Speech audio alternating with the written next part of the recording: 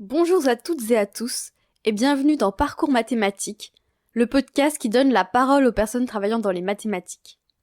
Aujourd'hui, je reçois Céline Caldini-Queiroz, chef de projet à GE Healthcare. Si vous pensez que les mathématiciens sont des sortes de savants fous, cet épisode est fait pour vous. En effet, elle nous prouvera qu'on peut faire des mathématiques et être une personne tout à fait normale.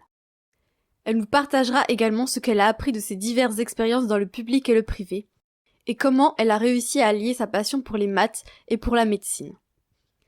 Elle nous expliquera aussi ce que sa thèse lui a apporté, et nous fera part des difficultés rencontrées par les jeunes chercheurs. Pour finir, nous échangerons sur le sujet de la vulgarisation scientifique, et surtout, sur le rôle qu'elle a à jouer dans notre monde actuel.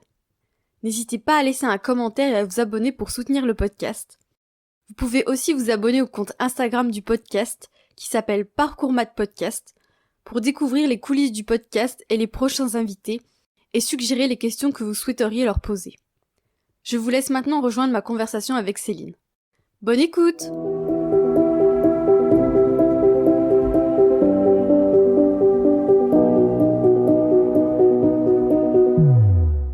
Bonjour Céline et bienvenue sur Parcours Mathématiques. Pour commencer, je vais te demander de te présenter de la manière dont tu le souhaites. Eh bien bonjour, ça commence par une question super simple pour une personne introvertie, c'est cool. Alors, je m'appelle Céline, je suis mathématicienne, j'ai un parcours un peu sinueux dans les maths principalement, et je me suis retrouvée aujourd'hui à la fin de ce parcours par ma passion de la science et de la résolution des problèmes en tant que chef de projet, puis plus chef de projet. Dans une grosse boîte, dans une grosse multinationale spécialisée dans la santé, dans les appareils de médicaux. Et maintenant, est-ce que tu peux nous préciser un petit peu plus ton parcours et tes études ? Alors, j'ai fait un master. Alors, c'est compliqué. Je sais pas par où commencer. J'aurais dû travailler. On va commencer par le master. J'ai commencé mon master dans un master qui existait à l'époque, qui n'existe plus, dans une fac de médecine à Paris. Paris Descartes. Il y a des gens qui connaissent d'autres facs de médecine à Paris, moi j'en connais pas. Qui était réservé aux maths appliquées aux sciences du vivant, parce que j'ai une passion pour la médecine particulièrement. Ce master, en cours de route, a changé de maquette. Donc je suis revenue à Strasbourg, parce que je suis alsacienne d'origine, pour finir dans le master qui aujourd'hui s'appelle CSMI et qui s'appelait pas jadis naguère comme ça. À partir de ça, je me suis passionnée pour le calcul scientifique parce que ça permet de travailler sur des applications. Ça a beaucoup d'applications dans le médical. Et je suis allée faire pas du tout du médical, de la fusion nucléaire pour ma thèse à Besançon.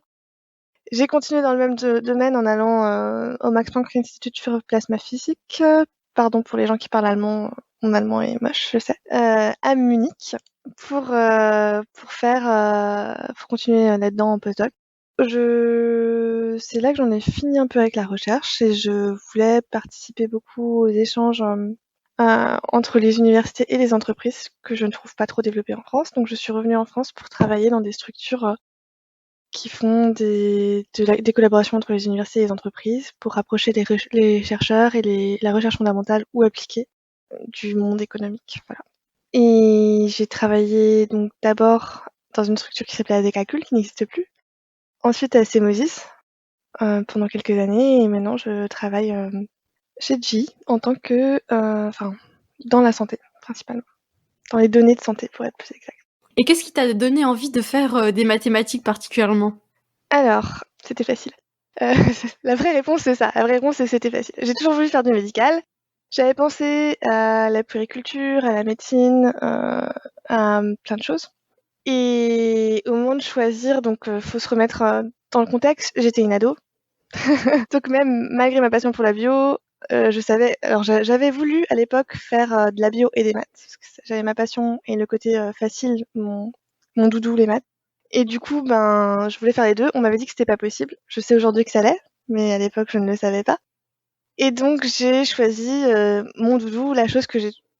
Enfin, quand je dis facile, c'est vraiment facile pour moi. C'est la chose que j'ai toujours pu faire avec beaucoup d'aisance et très peu de travail. Et donc, le moi de 17 ans, 18 ans, par là, se dit c'est bien le truc facile, on travaille pas beaucoup. Ce qui n'a pas été le cas, hein, j'ai quand même beaucoup travaillé après, mais Mais sur le coup, ouais, c'est ce qui a beaucoup guidé ma des décisions. Après, j'ai toujours aimé ça. Les maths, les personnes pour qui c'est facile, c'est aussi parce qu'on aime bien ça. En général, ce qui nous vient naturellement, c'est ce pourquoi on a une appétence. Et j'ai toujours trouvé ça très joli. Et c'est ce que je dis, j'aime beaucoup résoudre les problèmes. Et globalement, les maths, c'est une question de bien poser le problème, de bien poser la question pour chercher la réponse. Donc moi, ça m'a toujours plu. Donc c'était, voilà, je me suis orientée vers les maths pour ça. D'accord, oui, j'allais vous demander parce que comme vous vouliez travailler dans le milieu médical, si t'avais pas déjà envisagé de faire des études de médecine ou de biologie justement. Mais est-ce que quand t'as commencé les mathématiques, tu pensais que tu pourrais justement faire des mathématiques pour le milieu de la santé? Alors au début, je pensais pas. En vrai, j'ai commencé alors je suis allée dans les maths, donc j'ai commencé par une prépa. En prépa, j'ai voulu chercher des écoles qui font de la bio-ingénierie, parce que ça, je savais qu'il y en avait. À l'époque, j'en ai trouvé que des filières qui étaient très chères, donc hors de mon budget d'étudiante, parce que tous les étudiants qui m'écoutent savent qu'on a un budget, voilà. Donc j'ai pas pris ce choix-là. J'ai continué en maths pure, et là, je savais pas trop où j'allais. Et pendant les grèves, pendant mon master, je crois que c'était pendant les grèves pendant ma L3, et ça, il y avait des grandes grèves, je sais plus contre quelle loi c'était. On avait mis en place des sessions de présentation de recherche par les profs. Et je me souviens que c'était Stéphanie Salmon, qui aujourd'hui est professeure des universités à Reims, qui avait présenté son travail, et elle travaillait sur la modélisation du flux sanguin pour prévoir les ruptures d'anévrisme. À l'époque, c'était sur une veine de cuisse, je crois. Et là, j'ai dit, ah mais voilà, c'est merveilleux, c'est exactement ça qu'il faut que je fasse. Il faut que je trouve des sections de maths appliquées au vivant. Et donc, je me suis renseignée. J'avais une amie qui était à Paris 6, qui faisait du calcul scientifique, donc la même discipline que Stéphanie Salmon, et qui m'a dit, en gros, il faut que tu trouves le moyen de faire ça, ça et ça, et tu pourras faire ce que je fais. Et voilà. C'est à partir de là que c'est devenu mon objectif, même si j'ai dévié pendant la thèse. Et c'est vrai que tu nous parles là, tu nous parles souvent de calcul scientifique, mais je pense que beaucoup de personnes ne savent pas du tout ce que c'est. Est-ce que tu peux nous expliquer un petit peu rapidement ce que c'est le calcul scientifique? Alors, le calcul scientifique, c'est une bonne question, parce que j'avais une copine qui m'a dit, qui m'a dit pourquoi tu fais du calcul scientifique, on a déjà des calculatrices qui le font. Et ben, ce n'est pas ça. Ce n'est pas ce qu'on fait avec une calculatrice scientifique. Le calcul scientifique, c'est en gros. Alors, quand on a, je vais décomposer le problème en termes de mathématiques. Quand on a une équation, enfin, ce qu'on sait globalement aujourd'hui, ce que tout le monde à peu près sait, c'est qu'on arrive avec les mathématiques à écrire des équations qui décrivent comment fonctionne le monde qui nous entoure. La partie dans laquelle moi je vais intervenir, c'est que ces équations, on aimerait bien que ça nous fasse des jolies représentations 3D sur un ordinateur. Des trucs bien visibles qui pourront aider soit les physiciens, soit les médecins. Et le problème, c'est qu'un ordinateur ne comprend pas le monde réel, parce que le monde réel, il est infini.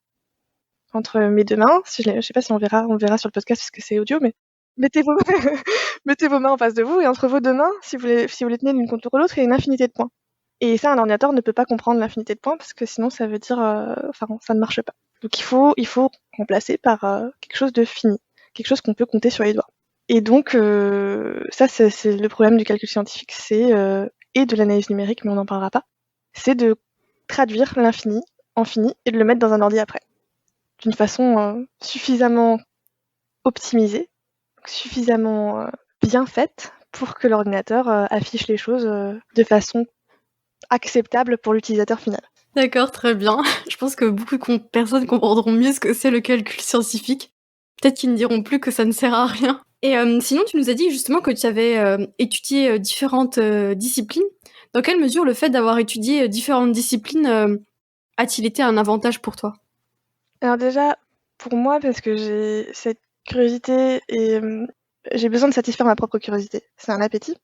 Donc si j'étudie qu'une seule chose et que je me concentre sur une seule chose, je tombe dans l'ennui au bout d'un moment. J'ai besoin de me challenger avec autre chose. Donc le premier master que j'ai fait, où on avait plein de disciplines dessus, on avait beaucoup de médecine et beaucoup de bio, c'était vraiment, ça satisfaisait ce besoin que j'ai de me diversifier et de comprendre un peu plus de choses toujours.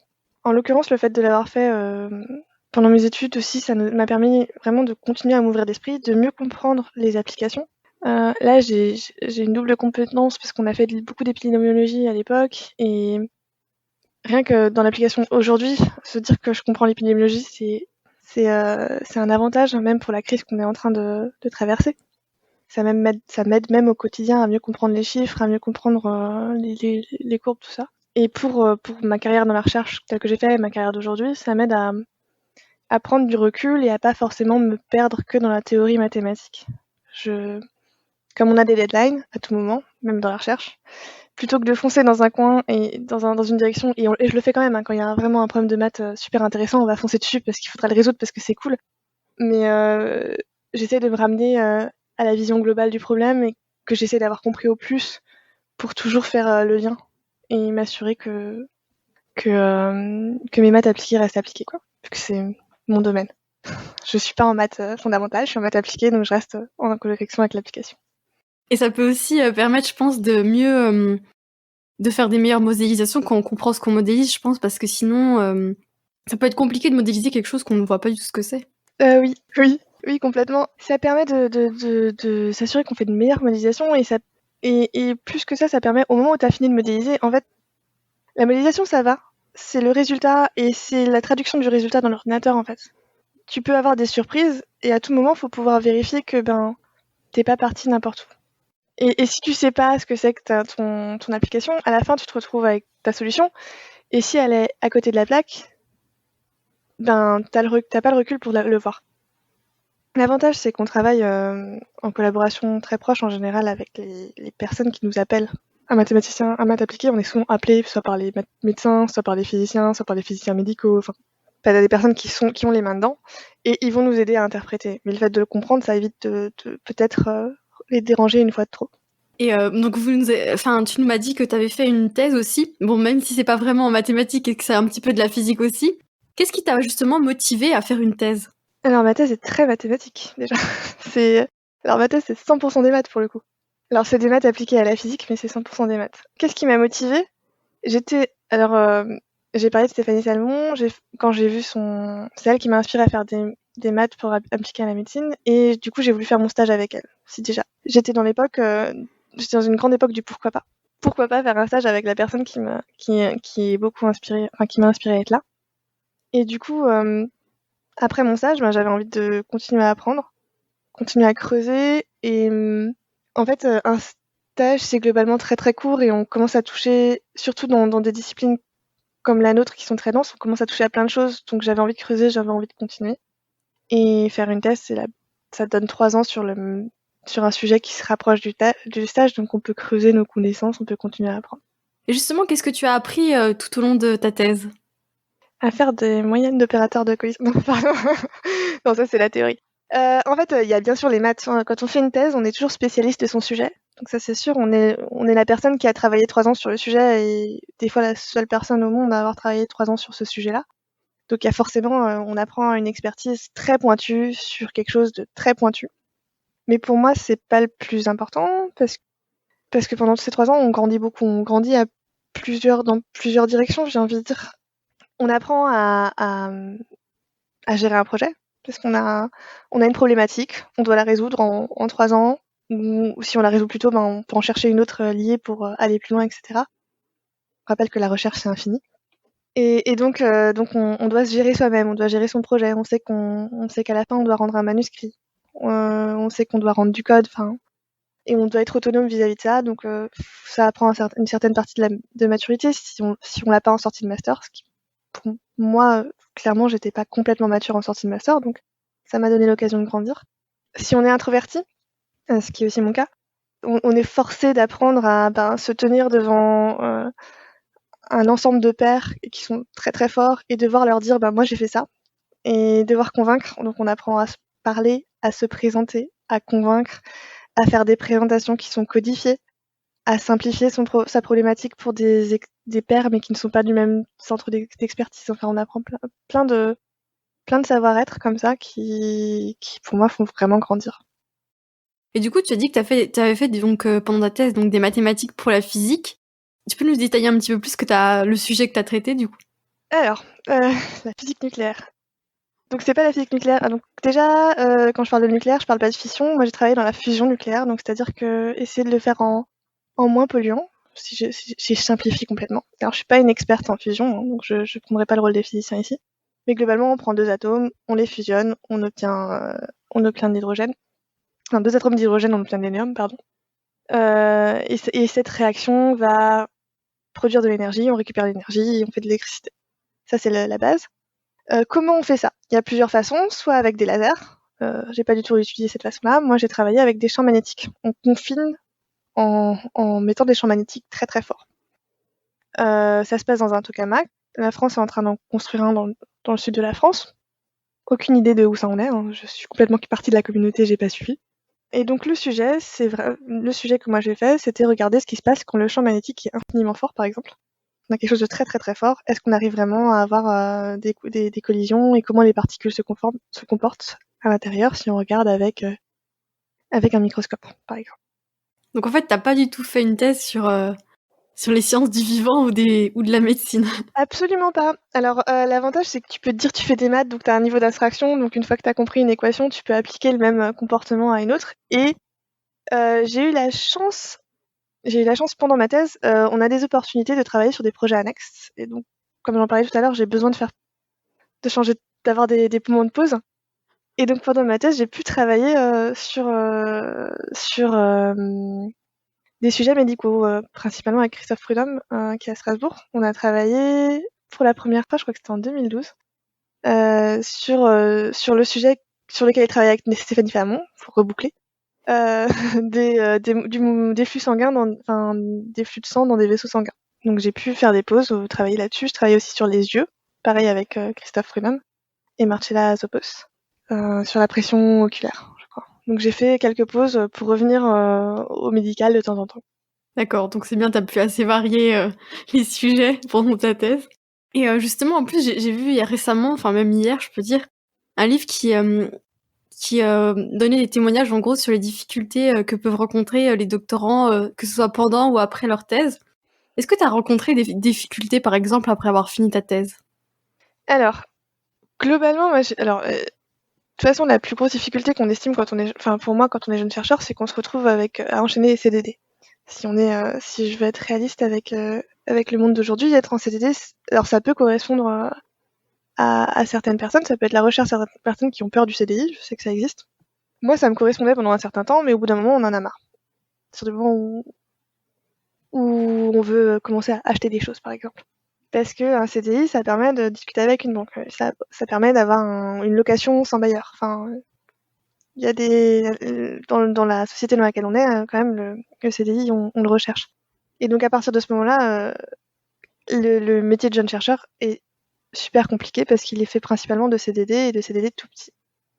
Autre point, dans la communauté mathématique principalement, c'est très très dur de se faire embaucher dans la ville dans laquelle on a soutenu sa thèse ou dans la ville dans laquelle on vient de faire son postdoc. Il faut déménager. Et la mobilité, même si elle peut ne poser aucun problème à certaines personnes, encore une fois, quand on fonde une famille, quand on a une vie de couple, ce genre de choses, la mobilité, ou quand on n'a pas envie de bouger parce qu'on aime bien sa ville, voilà, le fait de bouger, de changer de ville et de pas savoir où on va l'an prochain, ça peut vraiment être difficile.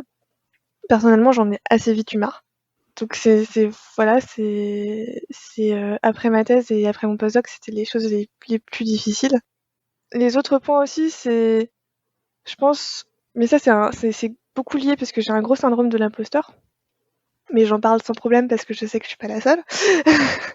Quand on arrive sur un nouveau sujet, donc déjà, on a un syndrome de l'imposteur, on vient de soutenir sa thèse, mais on a l'impression que la nôtre elle est facile, celle des autres elle est plus dure. Je pense que voilà, parce que nous on a réussi à le faire, donc forcément c'est facile, alors qu'on n'aurait sûrement pas pu réussir ce que le voisin a fait parce que ça doit être plus dur. Et on arrive des fois sur un sujet complètement différent et on se dit ouais mais je vais pas y arriver. C'est pas parce que j'ai réussi ma thèse que je vais réussir à prendre cette nouvelle autre montagne que je dois escalader aujourd'hui. Et donc ça peut être aussi une source d'angoisse si on doit changer souvent de postdoc, si on doit changer souvent de sujet, à chaque fois on se retrouve face à une nouvelle angoisse et c'est compliqué. C'est les choses auxquelles je peux penser. Et sinon, pour venir un petit peu donc sur la manière dans laquelle on peut faire donc nos choix dans la vie, comment est-ce que tu as construit genre ton parcours? Est-ce que tu as fait tes choix dans un but précis ou est-ce que tu as fait au fur et à mesure en fonction de ce qui te plaisait sur le moment? Eh bien, un but précis, ce serait bien d'en trouver un. Euh, Donc, je vais citer une chose que m'a dit quelqu'un quand j'étais à Munich. C'était un de mes encadrants sur place pendant mon postdoc. Il m'a dit, parmi les personnes les plus intéressantes que j'ai rencontrées, il y en a qui sont 2 fois plus vieilles que toi et qui savent toujours pas ce qu'ils veulent faire quand ils seront plus grands. Et ça m'a enlevé une énorme pression parce que je faisais un peu mes choix en fonction de est-ce que ce que je fais aujourd'hui m'intéresse encore? Est-ce que j'ai envie de continuer? Ou est-ce que j'ai l'impression que j'ai fait le tour et il faut que je change? Mais j'ai jamais eu. Ça a toujours été compliqué pour moi de construire quelque chose sur la durée. Et j'en rediscute dans mon travail actuel. On a un système de mentoring, de leadership pour discuter de ce genre de trucs. Parce que ça m'avait re-angoissé de me dire mais je ne sais, j'ai pas de plan sur 5 ans comme certaines personnes en ont. Et la personne avec qui j'en discute m'a dit ben moi non plus. J'ai jamais de plan sur 5 ans, il n'y a pas de souci à se dire que ben tu construis ton plan en fonction de ton besoin et de ton bien-être actuel et de ce qui t'intéresse. Voilà. Donc je suis assez sur ça. On n'est pas obligé de savoir qu'est-ce qu'on veut faire plus tard.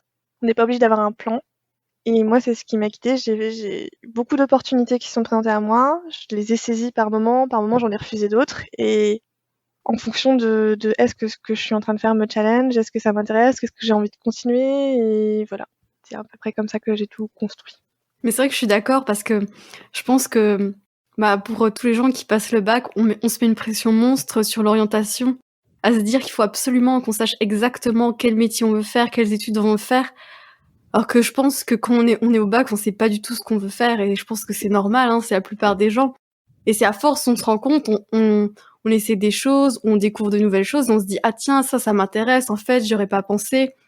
Même en fonction des personnes qu'on va rencontrer, on va se dire ah mais en fait ça c'est bien. Enfin, je pense que c'est fait de plein d'opportunités ou de choses qu'on découvre au fur et à mesure et je pense que c'est vraiment comme ça qu'on peut construire son parcours. Je pense qu'il y a très peu de personnes qui peuvent dire que elles savent vraiment ce qu'elles veulent faire au moment du bac ou ce que sera leur vie plus tard. Donc c'est quand même assez difficile, mais je pense qu'il faut pas s'angoisser à ce niveau-là. Et sinon, donc pour finir un petit peu sur les études, selon toi, quel rôle jouent nos études dans notre vie future? Alors, je sais pas à quel point je vais me faire disputer par mes anciens collègues pour avoir dit ça. Donc déjà, clairement, dans des études, on va apprendre des skills techniques. Voilà, si vous faites des études, si vous faites un master de stat pro, après vous pouvez aller vous vendre dans une boîte en disant ben je gère le R, il y a pas de souci, je suis complètement prêt là-dessus. C'est sûr. Et donc vaut mieux faire des études qui nous plaisent parce que ces skills techniques pour le premier job, ils peuvent être utiles. Mais surtout, et je parle surtout de l'université, pour moi, ça nous apprend à résoudre des problèmes. En université, ça nous apprend à avoir une tête bien faite, une tête vraiment bien construite. Et c'est cette capacité à résoudre des problèmes en autonomie qui compte beaucoup. Même, enfin, moi aujourd'hui, si je dois recruter un stagiaire, si je dois recruter quelqu'un, le fait d'avoir une personne qui sait s'exprimer, qui me dit, bah moi, j'aime bien les challenges, et j'aime bien résoudre les challenges, j'aime bien me renseigner tout seul dans une bibliothèque même, trouver les bons livres qui vont m'aider à résoudre mes challenges. Ben je me dis, même s'il a pas la skill, peut-être que dans 2 mois il l'aura quoi. S'il a appris, enfin apprendre à apprendre, c'est ce que l'université m'a appris personnellement, et c'est ce que j'utilise le plus au quotidien aujourd'hui. Parce que une formation peut pas vous donner toutes les clés en main pour résoudre tous les problèmes que vous rencontrez dans votre boulot futur. Ça dépend des boulots. Hein. Dans mon poste aujourd'hui, je sais pas quel sera le problème que je vais rencontrer demain, et du coup, il faudrait que je me forme pour avoir les bonnes compétences pour le résoudre. Et ça, je sais que je l'ai appris à la fac. Et puis, c'est marrant, ce qui est marrant, c'est que c'est exactement ce que un de mes précédents invités avait dit, que la compétence la plus importante, c'était vraiment d'apprendre. Et je pense que même comme les métiers, ils évoluent au fur et à mesure du temps, les compétences aussi à apprendre, elles évoluent et donc je pense qu'il faut pour rester entre guillemets «à la page», il faut toujours apprendre des nouvelles choses pour, justement avoir les compétences, attendues sur le métier. Et puis je pense que même si on n'a pas des fois, ils peuvent nous manquer certaines compétences pour certains postes, mais c'est vrai qu'en soi, il y a beaucoup de choses quand même qu'on peut apprendre par, nous-mêmes et donc des fois, s'il nous en manque une ou deux, faut pas se dire: «Non, je ne peux pas», alors qu'au final, il y a plein de choses qu'on peut apprendre par soi-même. Je pense que oui, t'as 100% raison. Et je pense que les seules choses pour lesquelles il faut se dire non, je peux pas faire ça, c'est les choses qui nous rendent qui nous mettent vraiment au fond, quoi. Et c'est de la chance qu'on a quand on fait des maths, parce que voilà, mais il faut se dire, par exemple, imaginons le SQL, c'est un truc que vous pouvez pas faire parce que ça c'est pas possible, ça vous rend trop malheureux, ben vous pourrez pas forcément progresser aussi bien dessus, parce que il y aura pas la volonté d'aller chercher à apprendre. Donc il faut voir s'il n'y a pas d'autres compétences qui peuvent vous rendre plus heureux. Et j'ai pris le SQL, moi j'aime bien ça. C'était le seul exemple qui est venu à l'esprit, mais c'est pas pour taper dessus. Mais c'est sûr que quelque chose qu'on apprend par passion, on est beaucoup plus motivé à l'apprendre. Je pense que toutes nos passions, on y met l'énergie qu'il faut pour progresser dessus. Ça, il n'y a pas de doute là-dessus, hein. C'est clair. Alors maintenant, on va se concentrer un petit peu plus sur ton métier. Donc, comme je pense pas que tout le monde sache concrètement ce qu'est ton métier, est-ce que tu peux nous expliquer en quoi consiste ton rôle de chef de projet à GE Healthcare ? Alors, déjà, je tiens à dire que chef de projet, c'est un rôle il y a des livres et des milliers de livres qui sont écrits dessus, mais suivant la boîte dans laquelle on travaille et suivant l'équipe dans laquelle on est, je pense que le rôle peut changer du tout au tout. Et ça, c'est quelque chose que j'ai appris en travaillant dans mon ancien travail où je travaillais avec beaucoup d'équipes dans différentes boîtes. Vraiment, d'une boîte à l'autre, les noms des postes, ça peut être complètement le jour et la nuit, quoi. Donc il faut pas s'attacher à une étiquette, il faut essayer de discuter avec la personne qui va être votre responsable pour savoir à quoi va ressembler votre travail. Je voulais dire ça d'abord. Dans mon cas, c'est un peu spécial parce que j'ai changé de travail, je suis plus chef de projet, j'ai fait un petit virement, je suis retournée dans la R&D, mais quand j'étais chef de projet dans l'innovation. C'est-à-dire que je devais créer un nouveau produit qui n'existait pas. Et c'était différent par rapport à quand on est chef de projet en prod. Mon travail à moi, c'était donc essayer de comprendre à quoi devait ressembler le produit, construire un programme, une roadmap, on dit, parce qu'on parle avec des anglicismes. Donc une feuille de route pour savoir quelles étapes on devait suivre pour arriver jusqu'au produit. Faire le lien entre les personnes qui prennent les décisions et les personnes techniques qui font partie de l'équipe. Et coordonner tout ça et essayer de voir que tout se passe bien jusqu'à ce que le produit soit arrivé à sa sortie. Et du coup, c'est quoi que vous faites comme métier maintenant, du coup, dans la R&D ? Ça dépend de sur quel projet je suis. Sur certains projets, je les coordonne, mais ils sont petits, je m'appelle pas chef de projet. Quand on est chef de tout ça, c'est voilà. Et sur d'autres, je participe en tant que dev, voilà, que développement, enfin que chercheur ou développeur suivant le projet. Et avec quel type de personnes travaillez-vous ? Des hommes. Je- Bonne réponse. c'est un milieu typiquement masculin, oui. Oui, alors, c'est très mixte. J'ai de très fortes relations avec notre archi-système, donc c'est la personne qui va dire en gros. Moi, en tant que chef de projet, je devais définir le besoin et dire qu'est-ce que ça doit faire. Et l'archi-système, c'est un dev très très fort qui va dire, de mon expérience de dev, les technologies devraient être mises comme ça et qui a le dernier mot sur comment technologiquement on résout le problème. Donc on peut lui faire des propositions, mais disons qu'il a le droit de veto. Et des développeurs. Il y a un physicien même dans mon équipe qui s'est recyclé en développeur. Et voilà, c'est principalement sur ça. Et une physicienne médicale pour les applications. Et des commerciaux qui sont beaucoup chez nos clients qui sont des hôpitaux. On travaille vraiment en étroite collaboration avec eux aussi parce que sinon on ne peut pas comprendre ce qu'on doit faire comme produit final. En fait, justement, j'allais vous demander parce que comme le milieu des mathématiques, c'est quand même un milieu plutôt masculin, comment est-ce que tu as vécu le fait d'être une femme dans un univers essentiellement masculin ? C'est pas facile tous les jours. Alors, ouais, c'est pas facile tous les jours. Alors, il faut savoir, on en discutait il y a pas longtemps du fait que donc le milieu est essentiellement masculin et du coup, il y a une ambiance boys club qui s'est mise et je pense qu'il y a une certaine génération qui ne veut pas être sexiste, mais qui l'est quand même, inconsciemment. Et donc, je dis ça sans agressivité parce que c'est inconscient et on se débat tous avec les propres biais qu'on a reçus pendant notre enfance, clairement. Mais du coup, c'est sûr qu'on se rend compte qu'on est une femme dans le milieu. Enfin, moi, je me rends compte que je suis une femme dans un milieu presque exclusivement masculin. Mais donc même si j'ai plein d'histoires à raconter qui sont pas très rigolotes, j'ai aussi eu la chance de croiser des modèles féminins qui sont inspirants.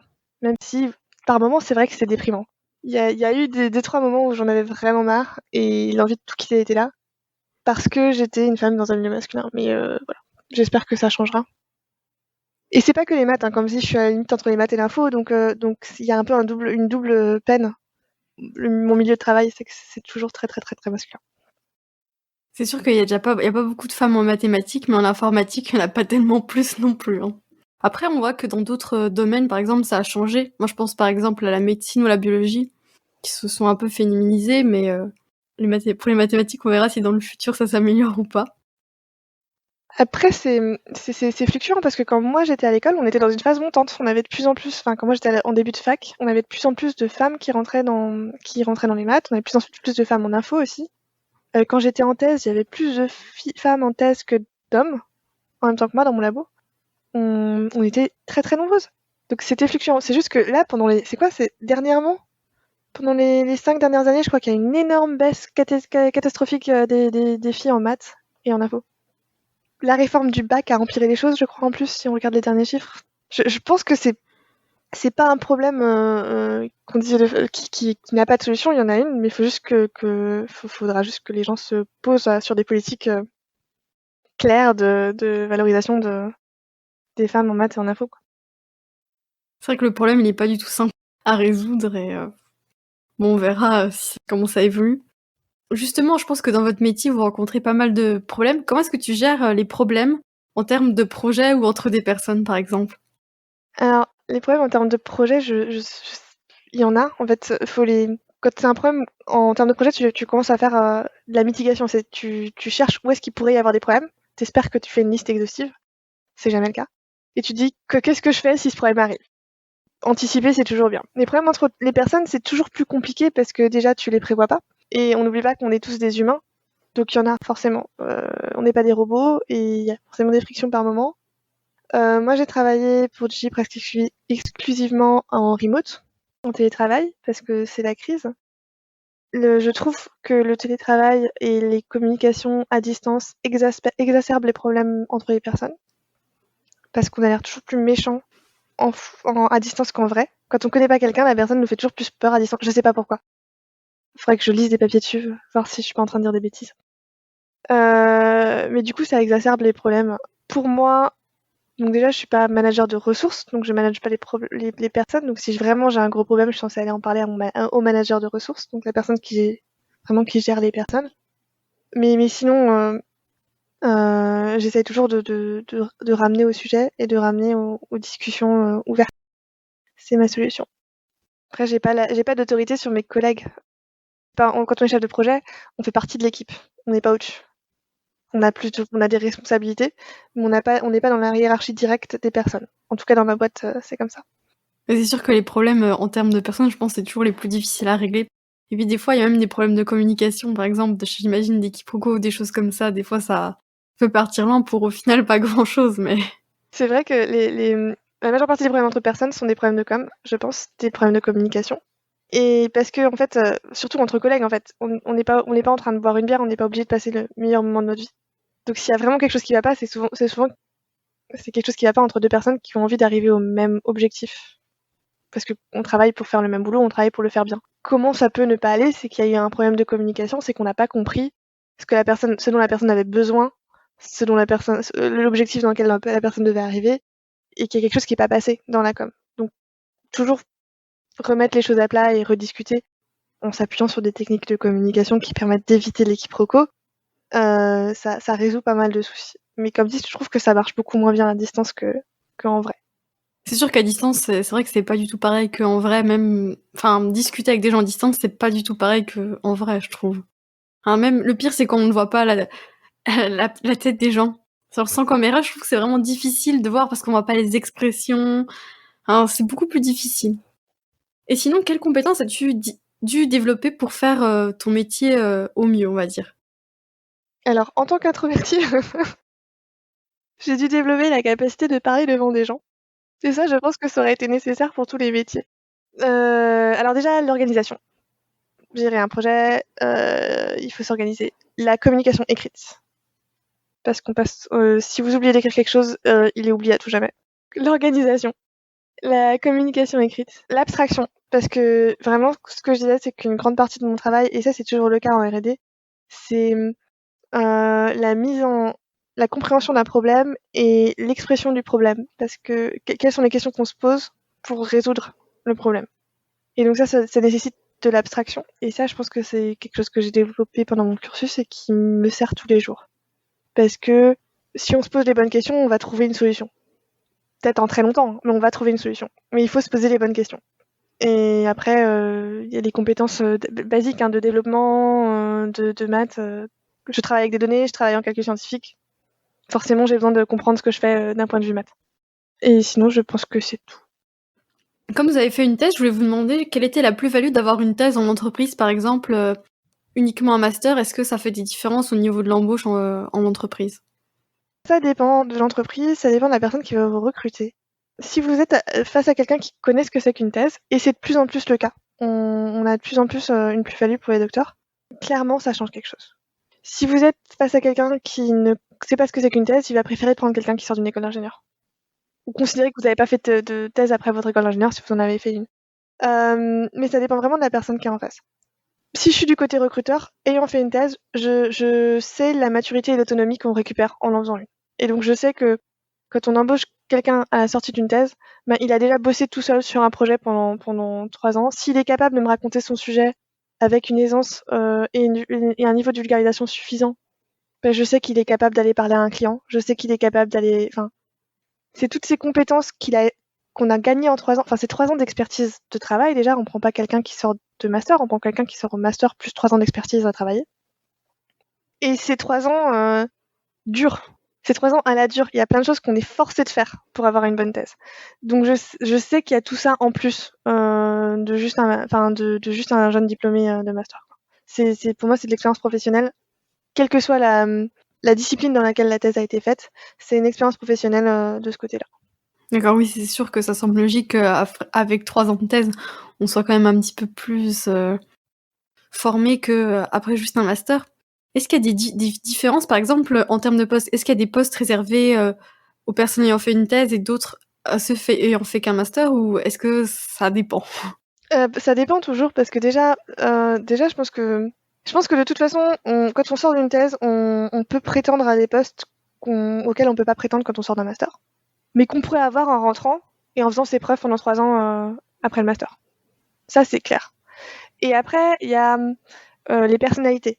Il y a est-ce qu'on a fait notre thèse, mais on est resté un peu dans sa bulle, on n'est pas sorti, on n'a pas essayé de prendre des responsabilités pendant nos thèses, etc. Je sais que pendant la mienne, moi, je me suis impliquée dans mon labo, j'ai pris d'autres responsabilités. Comme dit, j'ai une curiosité, un besoin de faire plein de trucs. Donc, j'ai eu besoin pendant ces 3 ans, j'ai eu besoin de le satisfaire. Donc, à la sortie de ces 3 ans, bon. Et encore, j'ai fait ma première embauche dans le privé bien après, hein, j'avais une grosse carrière. Mais même après, à ma sortie de ces 3 ans-là, déjà, j'avais un CV qui avait eu le temps de s'étoffer, avec pas mal de choses, en montrant que j'étais touche à tout. Et c'est ça qui va compter aussi. Donc ça dépend. Toutes les thèses, tous les doctorants n'ont pas cette attitude, et je dis pas qu'il y a plus ou moins. Je dis juste que ça ne fait pas prétendre au même poste. Je veux dire, clairement, j'ai fait une thèse en informatique, en communication réseau, peut faire de la communication réseau en informatique. Si j'ai pas fait plus, si la personne n'a pas fait plus et que devant moi j'ai pas quelqu'un qui me paraît capable de leader une équipe de communication réseau, peut-être qu'il va d'abord commencer juste en communication réseau avec peut-être une différence de salaire parce que c'est quand même 3 ans d'expérience qui seront voilà, mais que le poste va pas changer. C'est d'un point de vue recruteur, je dirais ça. Après, il y a aussi la possibilité de se faire embaucher du côté R&D parce que si on embauche un doctorant en R&D en ce moment, on a des crédits d'impôt. Donc ça, pour l'entreprise, clairement, c'est un argument de vente et c'est un argument de vente pour faire passer plutôt des gens pour toutes les tâches R&D, des gens qui ont un doctorat en première embauche en CDI. Mais sinon, c'est toujours un recrutement. Dans l'emploi, c'est compliqué, quoi. On va toujours essayer de prendre la bonne personne pour le bon emploi et c'est toujours une personne qu'on recrute.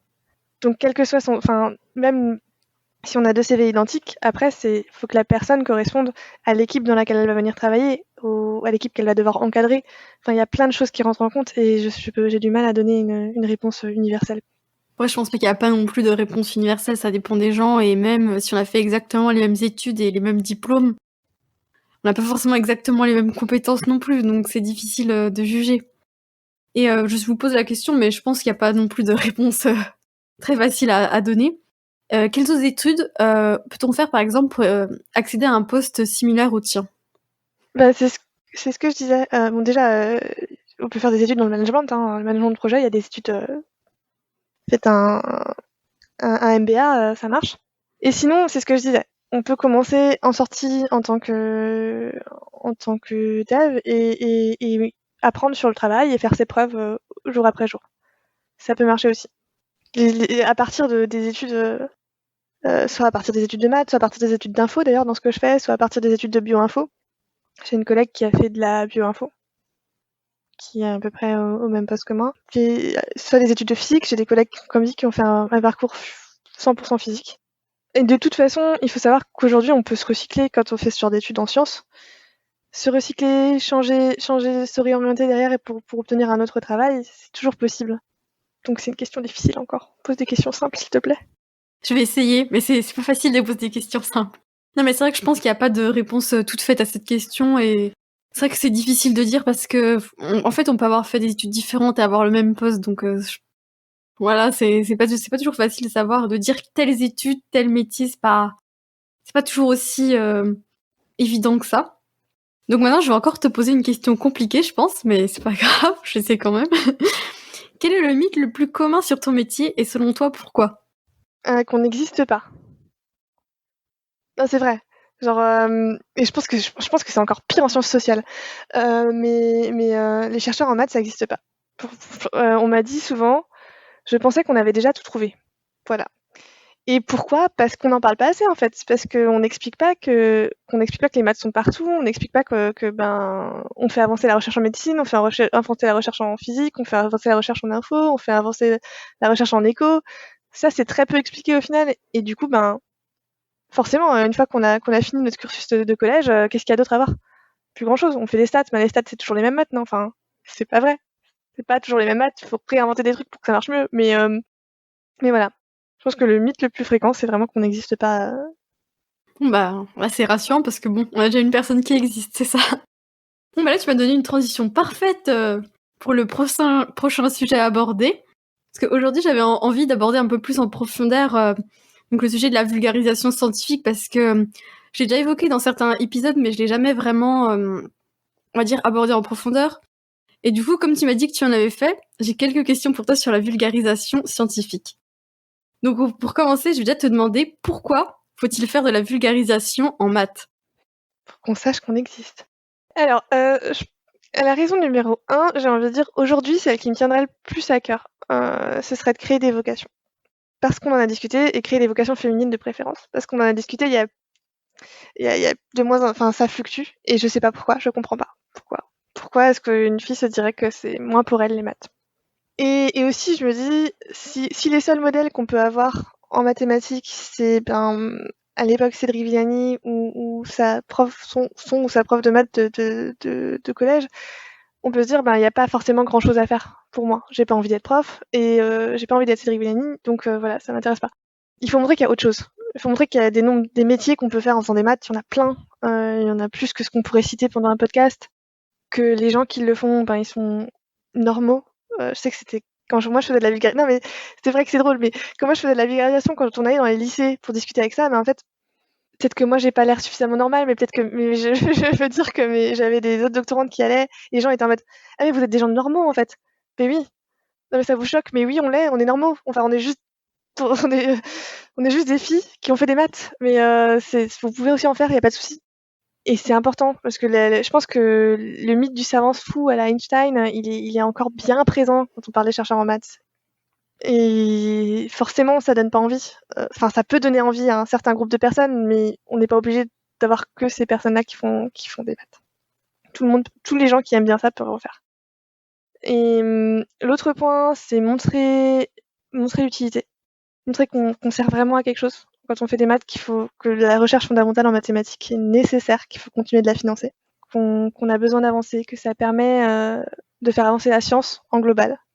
Et un autre point encore, c'est qu'en vulgarisation des maths, on peut vulgariser sur la méthode scientifique en général, parce qu'elle est très basée sur des principes maths.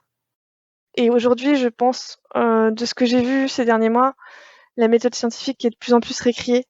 Les gens se rendent pas compte que c'est quelque chose qui marche. Ils se disent que c'est quelque chose qui est critiquable. Et ça, pour moi, c'est dur à vivre parce que ça marche, point. C'est pas critiquable, c'est pas discutable, c'est pas une discussion, c'est pas une opinion. C'est une méthode qui nous apporte le mieux de la connaissance qu'on a aujourd'hui. Et plus on fait de la vulgarisation sur les mathématiques et sur la science en général, plus on réhabituera les gens à penser que ça marche, à comprendre et à se faire leur propre opinion et avoir à retrouver leur esprit critique vis-à-vis de ça, et ce serait vraiment bien. Pour moi, c'est important. Mais je suis tout à fait d'accord que la plupart des gens, ils voient pas du tout déjà les métiers qu'on peut faire avec des mathématiques. Pour eux, études de mathématiques, c'est soit prof, soit chercheur un peu fou, hein, si on peut dire ça comme ça. D'où le but de ce podcast, de montrer qu'on peut faire autre chose en faisant des mathématiques et que c'est bien. Venez en mathématiques, c'est très bien. Après, c'est pas forcément facile de faire de la vulgarisation, mais c'est vrai que ça montre une certaine ouverture et de à quoi ça sert la science, parce que aussi on voit pas toujours à quoi ça sert les mathématiques. Il y a beaucoup de gens qui m'ont répondu que les mathématiques niveau collège, ils me disaient mais le théorème de Pythagore et de Thalès, ça sert à rien quoi. Dans la vie de toujours, ça sert à rien. Et justement, vous m'avez dit que vous avez fait des activités de vulgarisation. Selon toi, quelles sont les étapes pour créer une activité de vulgarisation ? Déjà, je tiens à dire que je me suis servi aujourd'hui 3 fois de Thalès dans mon travail.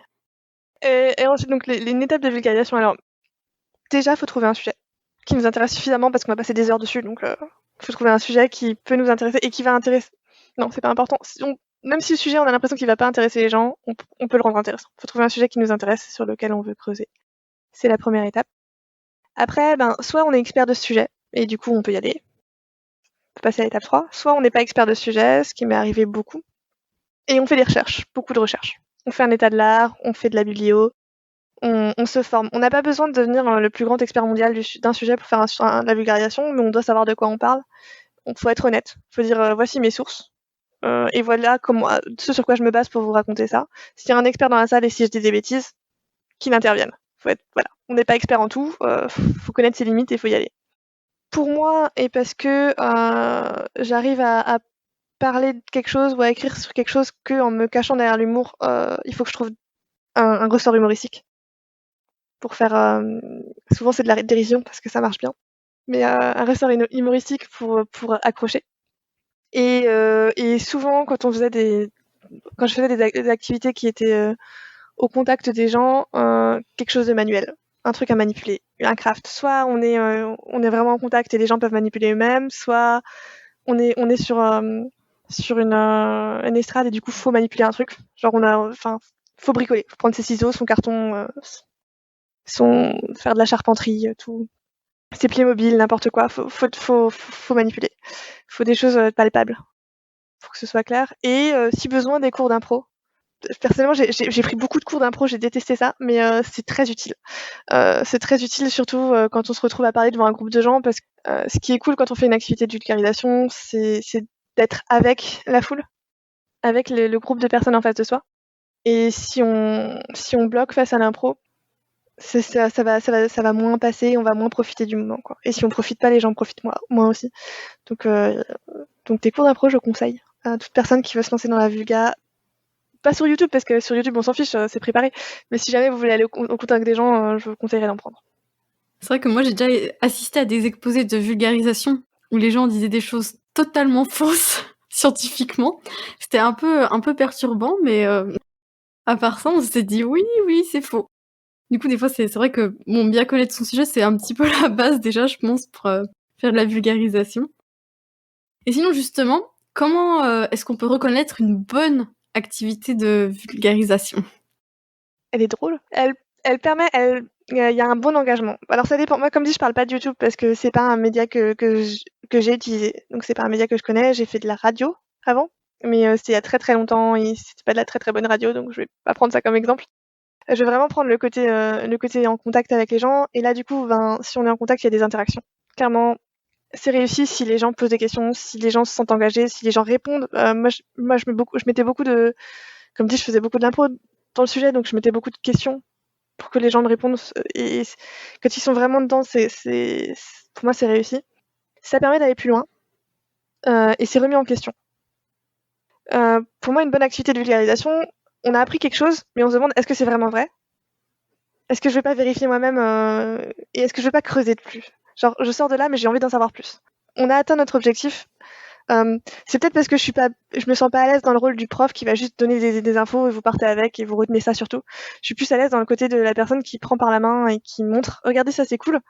Est-ce que vous avez pas envie d'en savoir plus? Et que les gens ils ont envie d'en savoir plus après et ils vont se dire elle s'est pas foutue de ma gueule, c'est vraiment ça marche vraiment. Ça m'est arrivé, je pense la première fois, c'était la nuit des chercheurs, la première nuit des chercheurs qu'on avait fait. On avait travaillé sur l'infini. Tu vas peut-être pas comprendre ça en tant que mathématicienne, mais pour beaucoup de gens, l'infini, c'est très compliqué. C'est une notion qui est très dure à appréhender parce que on considère pas. C'est comme ce que je disais, qu'entre les deux mains, il y a une infinité de moins, c'est pas possible. Parce qu'on arrive à avoir nos deux mains, on arrive à voir. C'est compliqué, l'infini. Et du coup, on avait fait on avait choisi ce thème-là, donc on avait fait plein d'animations, y compris une animation qui s'appelle le paradoxe de Hilbert avec un hôtel. C'est un hôtel dans lequel vous mettez, il y a une infinité de chambres, et il y a une infinité de gens. Et il y a une personne qui arrive. Comment est-ce que la personne rentre dans l'hôtel? Il suffit de dire à toutes les personnes qui sont dans la chambre, enfin la personne de la chambre 1 d'aller dans la chambre 2, la personne de la chambre 2 d'aller dans la chambre 3, etc. Et il y a une nouvelle place pour la personne qui vient d'arriver. Et c'est très compliqué, parce qu'on avait dit que toutes les chambres étaient prises. Mais comme l'infini plus 1, c'est toujours l'infini, ça rentre quand même. Et on avait fait une application, un truc avec des Playmobil, et on montrait la chose, et du coup, au bout d'un moment, on jetait les Playmobil hors de la table pour dire la partie qu'on visualisait pas, etc. Et du coup, les gens étaient face à la table en mode, mais c'est pas possible, il y a un truc que je comprends pas. Et donc, à la conclusion, c'était, allez vous renseigner, essayez de voir ça chez vous. Et les gens, ils rentraient, mais avec une frustration et une envie de comprendre chez vous. Et là, pour moi, c'était vraiment très réussi.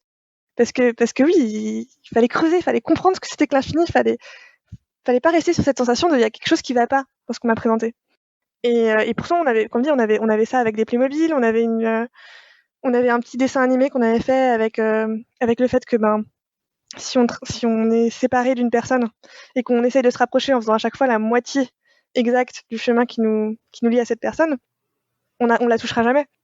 Et ça pareil, les gens étaient en mode mais si à un moment tu la touches, parce qu'à un moment t'arrives plus à faire la moitié du chemin qui te sépare d'elle. Donc tu la touches. Mais si tu pouvais faire la moitié du chemin, tu la toucherais pas. Et il faut juste zoomer. Et c'est pareil, non, c'est pas possible. C'est pas possible, à un moment on la touche. Et après, on avait fait un charpentier qui nous a fait la même chose avec du bois. Enfin bref, il y avait plein de choses autour de l'infini et ça frustrait les gens. Et ça, je pense que c'était vraiment très très satisfaisant, je trouve. Parce que je sais qu'ils sont rentrés chez eux avec cette question qui restait en tête. On avait fait la même chose, c'était dommage parce qu'on l'a fait avant Covid, mais sur les études cliniques. J'avais essayé de modéliser donc le thème qu'on avait pris. Donc, c'était sur une soirée spéciale qui s'appelait Comment qu'on fait la science. On avait plein de points de question et on avait dit imaginons est-ce que le Red Bull dit que Red Bull donne les ailes. Imaginons qu'on veut voir si c'est vrai ou faux. Et j'avais trouvé une vraie étude comme ça qui a été faite sur les jeunes parce que il y avait on regardait s'il y avait plus de comportements violents de boissons alcoolisées plus boissons énergisantes que boissons alcoolisées plus jus de fruits par exemple. Et donc il y avait une étude qui avait été faite pour savoir si c'était vraiment dû aux boissons énergisantes ou pas. Et donc j'avais trouvé ça comme conclusion, mais du coup j'avais fait avec les gens, faisons une étude clinique ensemble pour savoir si Red Bull donne vraiment des ailes. Le nombre de personnes déjà qui voulaient jeter les gens par la fenêtre, c'était incroyable.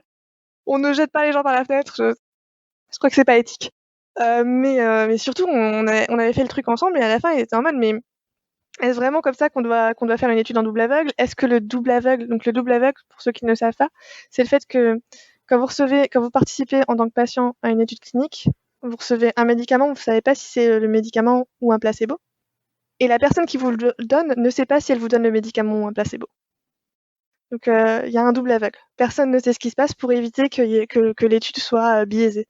C'est-à-dire que pour éviter que la personne vous regarde en disant je suis sûre que vous allez mieux parce que je viens de vous donner le médicament, et que vous évitiez de dire forcément non ça va pas mieux alors en pensant que vous avez reçu le placebo. Donc les gens ils se disent mais pourquoi on a besoin du double aveugle? Est-ce que le biais de la personne qui donne le médicament est aussi important que ça, etc. Et ça pose plein de questions et du coup ils sont rentrés chez eux pareil en se disant j'ai plein de questions. Ils ont sûrement pas tous fait l'action d'ouvrir internet et de se poser des questions, mais Mais elles étaient là et ça fait réfléchir, quoi. Et c'est pour moi une activité de Vulga, elle fait réfléchir. Et je suis désolée, j'ai beaucoup trop parlé peut-être. Non, non, non, c'est pas grave. Il n'y a pas de temps de parole prédéfini pour chaque question, hein. Mais c'est vrai que oui, déjà la fini, c'est vrai que je pense que, enfin, pour les non-mathématiciens, c'est vrai que c'est quelque chose de vraiment difficile à comprendre. Et je pense que même quand on aborde la fini au début, c'est toujours un peu compliqué parce que bah, quand on parle d'AFNI, il se passe toujours des choses bizarres et pas forcément très intuitives. Donc ça pousse vraiment à réfléchir dessus. C'est vrai que quand on sort d'une activité de vulgarisation, je pense que ce que les gens ils attendent aussi, c'est bah, d'avoir peut-être des réponses ou de comprendre certaines choses, même si c'est très compliqué. Donc faut arriver à les rendre un peu plus simples, parce que y a des choses, il faut quand même beaucoup de temps pour avoir les connaissances pour bien les comprendre. Pour finir, j'aimerais bien qu'on partage quelques réflexions à nos auditeurs. Donc pour commencer, je vais te demander s'il y a des personnes qui t'ont particulièrement marqué pendant ton parcours. Oui, oui, oui. Je me suis beaucoup inspirée des femmes enfin de certaines femmes dans mon parcours, de parce que je cherchais un modèle, hein. Comme dit, j'étais une jeune fille dans la science, voilà, donc forcément, quand je vais chercher un modèle, je vais plutôt me tourner vers des modèles féminins, parce qu'ils sont rares. Peut-être, s'il y avait plus de parité, ça aurait moins été le cas. Et donc il y avait pas mal de femmes très fortes qui m'ont beaucoup impressionnée et qui m'ont beaucoup motivée. Je vais pas toutes les citer, parce qu'elles sont timides aussi. Et j'ai eu la chance d'avoir pas mal d'encadrants qui étaient aussi vraiment très patients et qui prenaient le temps de m'apprendre beaucoup de choses sur comment se comporter comme un professionnel. Je sais pas, quand je dis ça, ça fait vraiment enfantin, mais en fait, le monde professionnel, il est ultra codifié et il faut bien qu'on ait les codes. Faut pas faire semblant de dire que il y a des codes, quoi. Faut bien donner les codes aux nouveaux qui arrivent. Faut bien. Et du coup, j'ai été entourée de pas mal de gens qui faisaient ça, qui disaient, ben, le code ici, ce qu'il faut faire, c'est ça, et tu verras, ça va mieux. Et j'ai fait pas mal de très bonnes rencontres. Par exemple, un jour, pendant la recherche, j'ai décidé de complètement relâcher le fait de présenter ce que j'arrivais à faire. Et je me suis mise à présenter plus que ce que je n'arrivais pas à faire pour qu'on m'aide. Et ça peut paraître ridicule, mais en fait, moi, j'en avais marre de faire semblant de réussir à tout. Non, tu réussis pas tout. Et puis, c'est pas intéressant ce que tu as réussi. Tu as envie de continuer. Donc, ce qui est intéressant, c'est qu'on travaille ensemble. Quand je parle à quelqu'un, c'est qu'on travaille ensemble et qu'on trouve comment résoudre les problèmes que je n'arrive pas à résoudre tout seul. Et j'ai rencontré, et puis, je me suis pris beaucoup de critiques là-dessus. On me disait, t'es en train de bousiller ta carrière. Et j'ai rencontré un chercheur dans une université qui m'a dit, c'est la meilleure présentation que j'ai jamais vue parce que c'était super intéressant. Et je sais qu'on va en discuter pendant 2 heures là aujourd'hui et qu'on va vraiment pas discuter de trucs inintéressants, on va juste avancer sur ton sujet, c'est vraiment trop cool. Et c'est le genre de rencontres un peu, comment on dit, à l'inverse du courant, qui m'ont fait beaucoup de bien. Après, j'ai eu la chance aussi, globalement, de rencontrer tellement de gens exceptionnellement forts, principalement quand je travaillais à Munich. Je travaillais dans l'équipe de Eric Sonnenbrücker qui vient de Strasbourg et qui a été embauché à Munich parce qu'il est très très fort. Et globalement, il est très connu au niveau mondial. Et il y a plein de gens qui sont venus collaborer avec lui et qui sont. Genre, je lisais leurs papiers et je disais, c'est le genre de personnes qui sont tellement forts qu'ils citent Star Wars dans leurs papiers, quoi. Faut être super fort pour avoir le droit de faire ça. Et quand on les rencontre, ça met des étoiles dans les yeux. Donc, je suis en train de citer personne, donc sûrement de pas répondre à la question. Mais la réponse est oui, j'ai fait énormément de rencontres très inspirantes. Et ça m'a beaucoup guidée dans mon parcours jusqu'à aujourd'hui. Je suis assez d'accord avec toi sur le fait que les modèles féminins sont très importants parce que même moi, pendant mon parcours, je pense que, bah, comme beaucoup de gens, il y a des moments où on doute un peu. Et des fois, de voir des modèles féminins, je me suis dit, ah, en fait, si, c'est possible. Enfin, je pense que ça aide à se projeter déjà et de voir ce qu'on peut faire. Et c'est vrai que c'est très important et je pense que ça manque un peu. C'est vraiment une source, on va dire, de censure de la part des filles. Et c'est vrai que les modèles féminins, je pense qu'ils sont vraiment importants et, enfin, en tout cas, moi, ils m'ont beaucoup aidé. Et maintenant, je vais te poser une question un petit peu particulière. Toujours, hein, des questions difficiles avec moi. Quelle est la question que tu aurais aimé que je te pose et comment y aurais-tu répondu? Ah oui, celle-là, j'en ai aucune idée. Mais je n'en sais rien. J'ai beaucoup réfléchi, pour être honnête, et c'est compliqué parce que peut-être peut parler un peu plus de mes passions.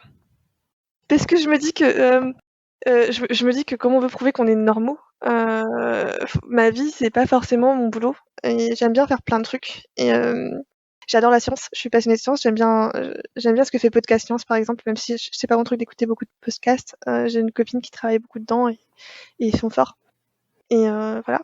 Mais je fais pas que ça.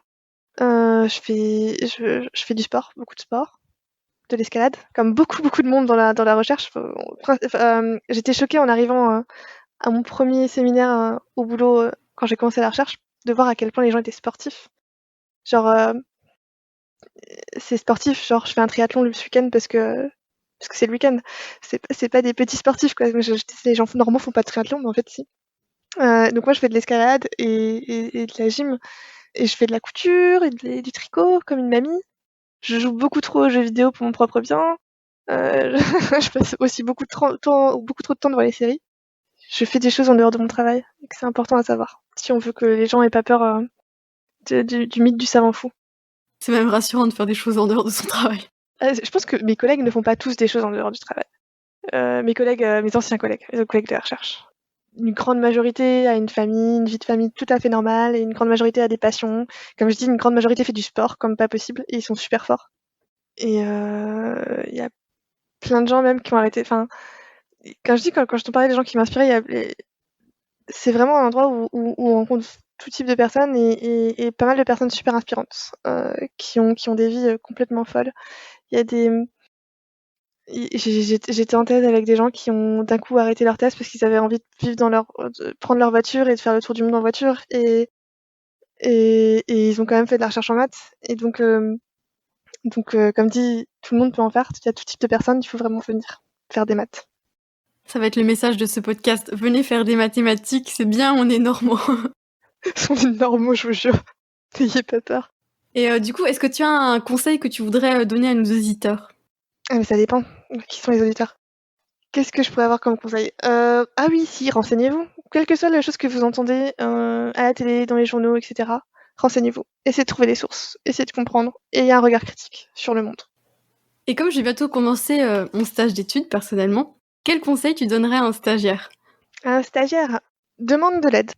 Demande de l'aide, ne reste pas bloqué. On n'arrive pas à faire quelque chose une journée, ça va. On n'arrive pas à faire 2 jours, faut appeler à l'aide. Faut pas rester bloqué plus de 2 jours, c'est pas bien. C'est la limite entre revenir 2 jours après et se faire et avoir un peu agacé la personne et réfléchir et être bloqué parce que c'est normal. Écris tout ce que tu fais. Faut tenir un logbook par semaine, c'est important. Parce que dans 3 mois, tu te souviendras plus de ce que tu as fait aujourd'hui. Et peut-être que c'était important de le noter dans le rapport. Et souviens-toi que les gens en face de toi, c'est des gens. C'est juste des gens. Ils ont des mauvais jours, ils ont des bons jours, et en général, ils sont sympas. En fait, même si t'as pas l'impression, c'est juste qu'ils ont un mauvais jour. Mais en fait, ils sont sympas, ils veulent juste que tu réussisses ton stage, parce que sinon, c'est du temps perdu pour eux aussi. Donc, faut pas hésiter à les solliciter, il faut pas avoir peur. D'accord, merci pour les conseils, j'essaierai de les appliquer en tout cas. On verra ça. Et pour finir, maintenant, je vais te poser la question du podcast. Quel est ton premier souvenir mathématique? Et ça aussi, c'est une question à laquelle j'ai beaucoup réfléchi et j'ai 0 réponse. Je sais pas. La seule chose qui me vient, c'est mon cours de maths en 5e, je dirais, parce que j'avais une prof féminine, donc forcément, elle m'a plus marquée. Elle était très cool d'ailleurs, très efficace. Et je pense que c'est la première chose qui me vient. J'étais au fond de la classe, alors que j'ai pas été souvent au fond de la classe dans ma vie, puisque je ne vois rien, je suis complètement myope. Mais voilà, donc j'ai ce souvenir-là de moi en cours de maths, étonnamment. C'est pas très romantique comme souvenir, je vais essayer d'inventer un autre truc. Attends, les maths m'ont sauvé la vie quand j'avais 12 ans. Non, j'en sais rien. Bon bah t'es comme Christophe Prudhomme, hein, tu galères sur cette question. Elle est dure en même temps. Un premier souvenir mathématique, enfin j'ai plein de souvenirs dans ma vie et ça tourne pas autour des maths. Genre, comme c'est ce que je disais, c'est un truc qui pour moi a toujours été facile. Et aujourd'hui j'en ai fait mon métier parce que ma passion c'est la science. Et je trouve ça très joli et je trouve ça très pratique et je trouve ça très utile. Mais je pense que j'ai pas le même rapport que certaines personnes, principalement qu'on va trouver en maths fonda souvent. Aux maths en mode c'est mon existence, c'est ma vie et je trouve ça merveilleux et voilà, et j'ai plein de souvenirs cool dessus. Moi c'est c'est quelque chose que j'aime beaucoup et que j'aime beaucoup partager. Mais ça reste mon boulot et ma vie, il y a tellement d'autres choses dedans que d'avoir un souvenir spécifiquement lié à ça, c'est compliqué, quoi. Et ben merci beaucoup Céline pour cette interview. Mais de rien. J'espère que c'était pas trop ridicule. Merci de m'avoir invité, en tout cas. Merci beaucoup d'avoir écouté ce podcast jusqu'à la fin. J'espère que cette conversation avec Céline vous aura plu autant que moi. N'hésitez pas à laisser un commentaire et à vous abonner pour soutenir le podcast. À très vite sur Parcours Mathématiques.